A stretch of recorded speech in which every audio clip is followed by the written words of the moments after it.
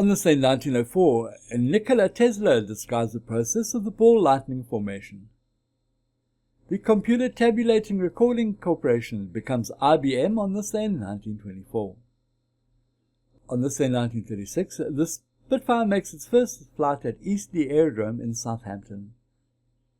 On this day in 1945, the US 7th Army Corps captures Cologne.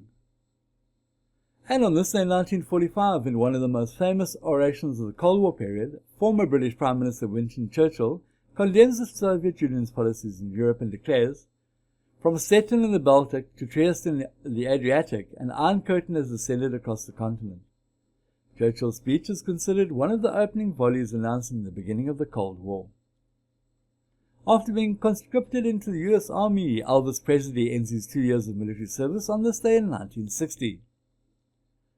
On this day in 1963, the hula hoop, a hip-swiveling toy that became a huge fad across America and was first marketed by Wham-O in 1958, is patented by the company's co-founder Arthur Spud Mellon. Star Sergeant Barry Sadler goes to number 1 on the music charts on this day in 1966 with his hit A Ballad of the Green Berets. If today's your birthday, happy birthday! Let's see who shares a birthday with you. English actor Rex Harrison, who starred in movies such as My Fair Lady and Dr. Dolittle, was born on this day in 1908. Reggae performer Eddie Grant was born on this day in 1948. English singer and actress Elaine Paige was born on this day in 1948 as well. Scottish twin brothers Charlie and Craig Reid, who had a number 1 hit with I'm Gonna Be 500 Miles, were born on this day in 1962.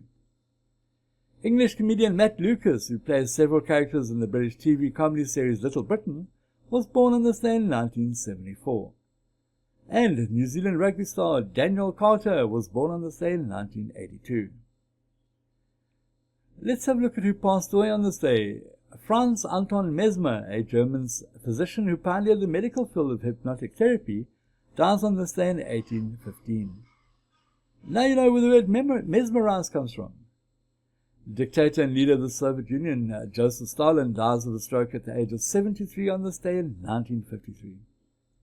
And finally, on this day in 1997, the Manatoria building, a municipal building in Pretoria, South Africa, is destroyed by fire.